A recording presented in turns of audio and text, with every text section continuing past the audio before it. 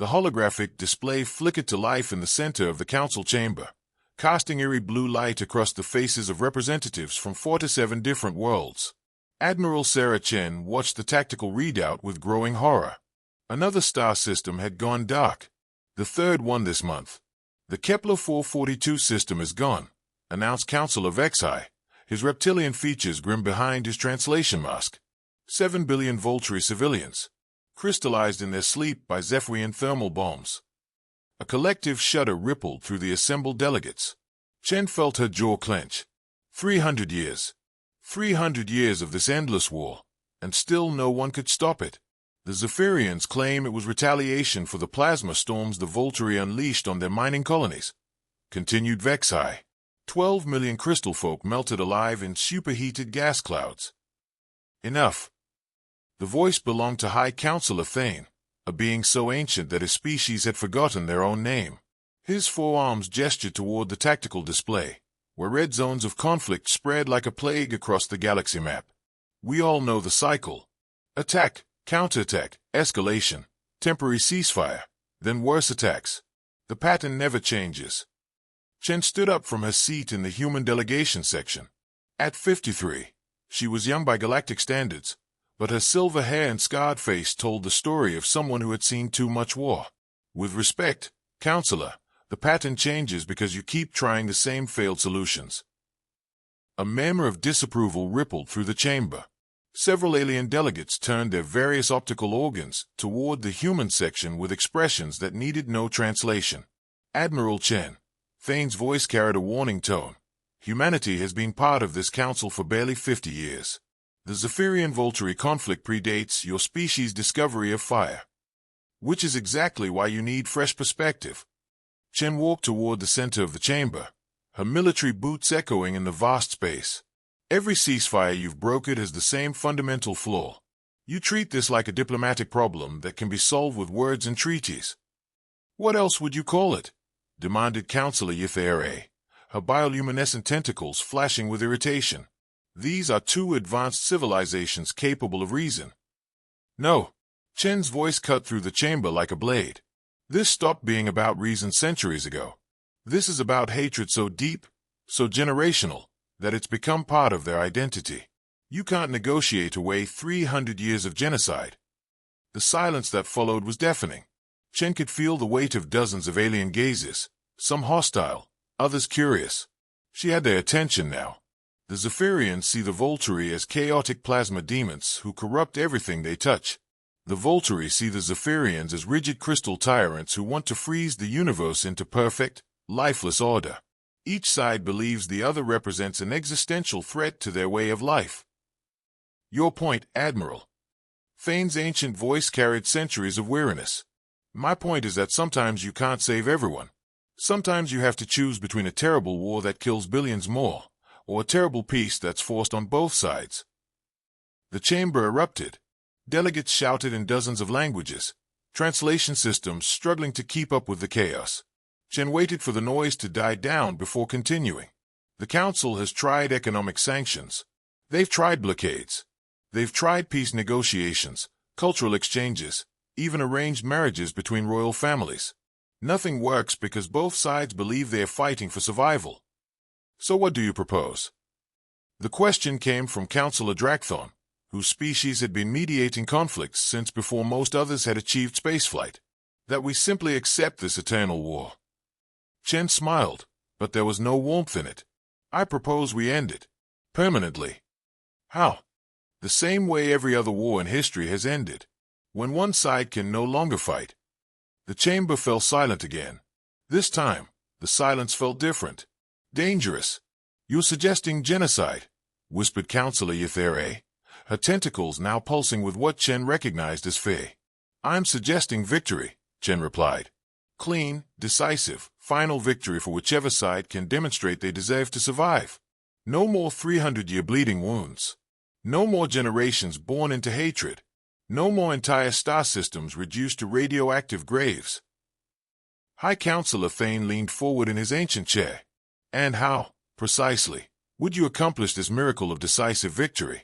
Every military intervention has failed. The hegemony's war fleets couldn't do it. The collective's automated dreadnoughts couldn't do it. What makes you think humanity can succeed where everyone else has failed? Chen reached into her uniform pocket and pulled out a small device. She placed it on the chamber's central podium and activated it. A new hologram appeared, something the other species had never seen before. It was crude by galactic standards, angular where their ships were curved, brutal where their weapons were elegant. But there was something about it that made every delegate in the chamber lean forward despite themselves. "This is the UES Fury," Chen said quietly. "The feist of humanity's new Titan-class battleships.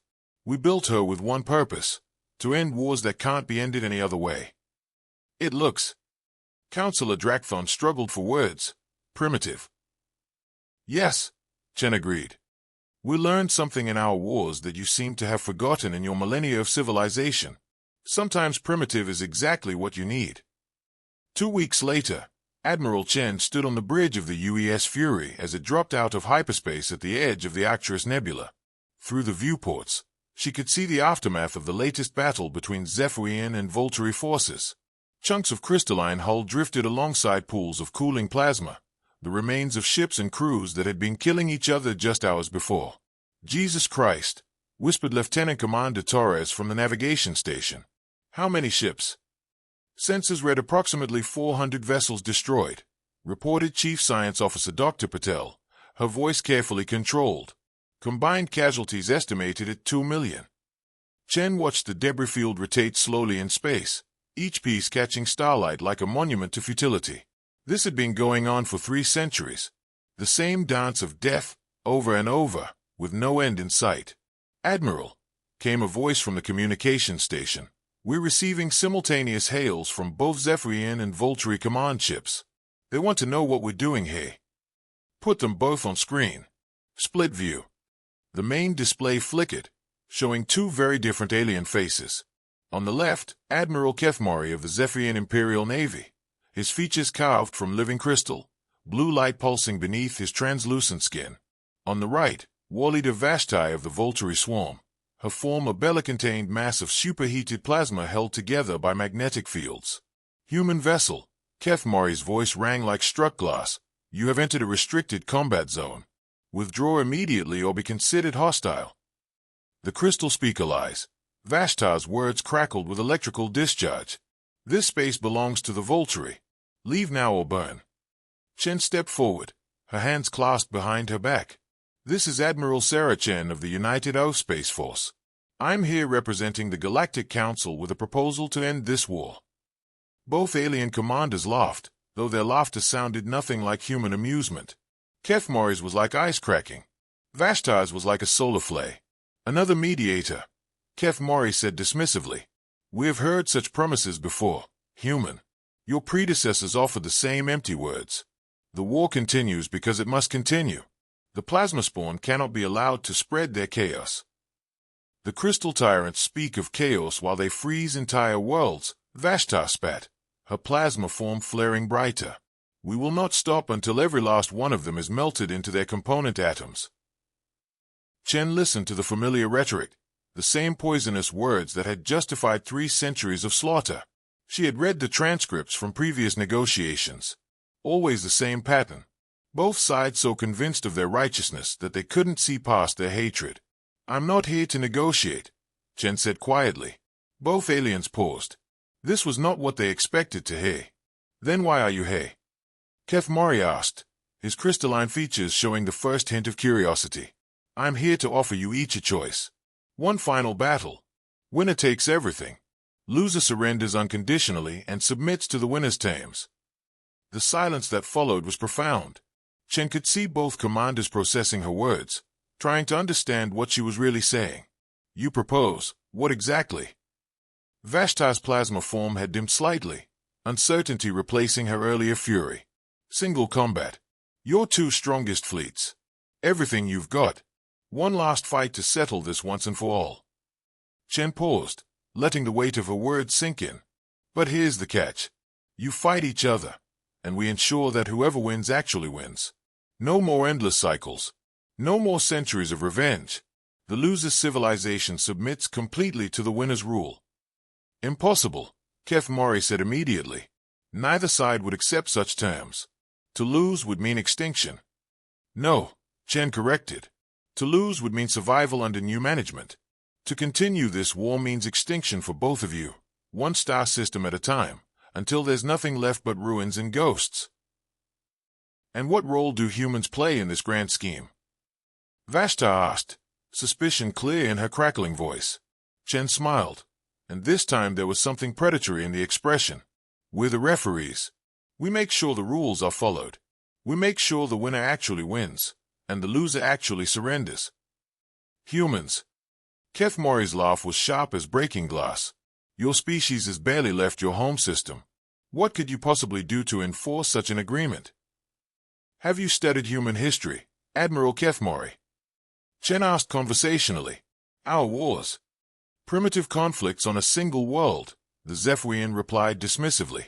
Primitive, yes, but conclusive. When humans fight wars, we finish them. We don't fight the same war for 3 centuries. We fight until someone wins and someone loses, and then we move on. Chen's voice hardened. Sometimes we rebuild our enemies into allies. Sometimes we eliminate them entirely. But we always finish what we start. Dr. Patel looked up from her console. Admiral, both fleets are powering weapons. Zephyrian crystal matrices charging. Volturi plasma conduits at full capacity. Chen didn't seem concerned. How long until they can fire? 30 seconds. Perfect timing. Chen looked back at the split screen.